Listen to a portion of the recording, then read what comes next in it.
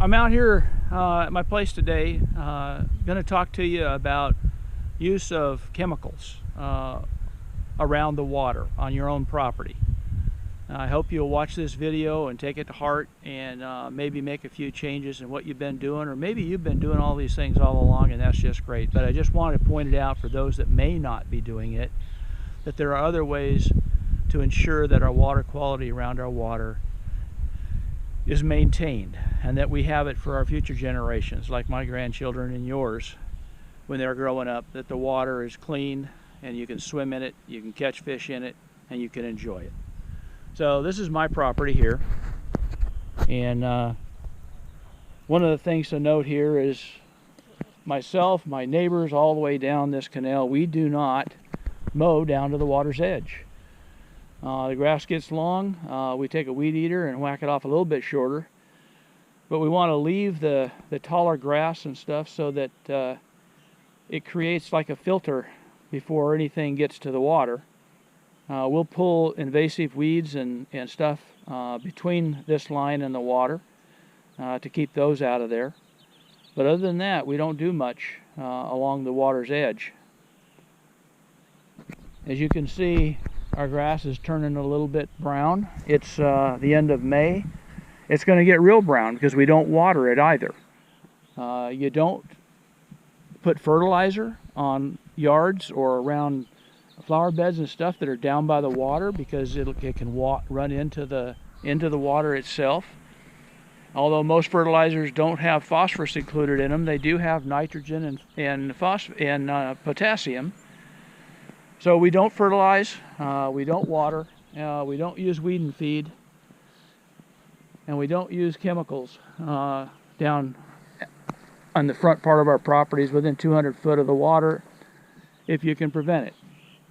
Now I'll show you a video pretty soon of some household products, some kitchen products, some products that people eat with and put in their food that you can use to take care of weeds. And I use on my land, on my property. I use them out at the golf course where I'm a volunteer. For the last 15 years, I've been the pesticide and fertilizer supervisor for the American Lake Veterans Golf Course. You may have seen some of my other videos about American Lake Veterans Golf Course.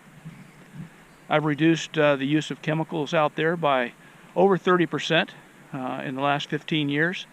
And for a golf course, that's saying something. We've reduced our costs at a time when costs for chemicals and fertilizers are going up. You know, I'll take you to Walmart and show you what the cost of fertilizers is today. It's just outrageous. So why would you want to pay that? Cost of water is high too. So if you're watering your lawn, you're paying a lot extra money a month for water. If you're putting fertilizer down, you're paying a hell of a lot. This size lawn, I've got a 1 acre property here, probably 3/4 of an acre in grass. It would take me 5 or 6 bags of fertilizer to fertilize this place at about a cost of $65 to $87 a bag.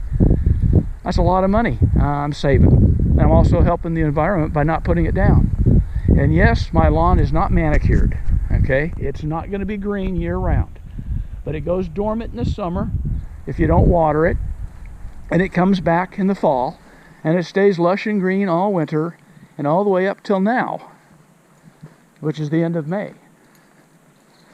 So you can see around the edges of my property how it's weed free and moss free, and that is done by using household products of vinegar, soap, and salt.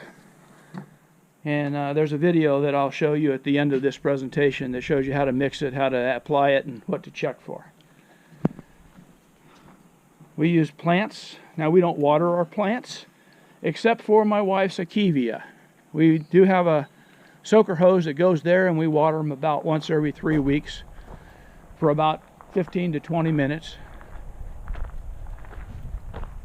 Most of my property is native plants and wild.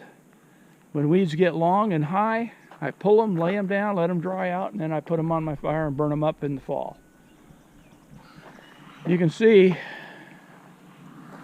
half of my property is native vegetation, and all I do is mow it. or weed eat it, as the case may be. That's all you need to do. It's a great environment for the squirrels, the rabbits, and the deer. Frequently come out here and find deer up here in this front section laying down or feeding. So hopefully you'll take this video to heart. Be a little bit less conscious about manicuring your outside area, keeping it healthy. As you can see, my plants are healthy and they're growing.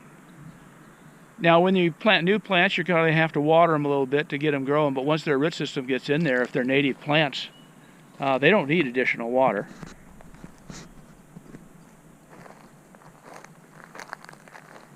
So come along with me and I'll show you a couple products you can use safely around the water to get rid of your moss and your weeds.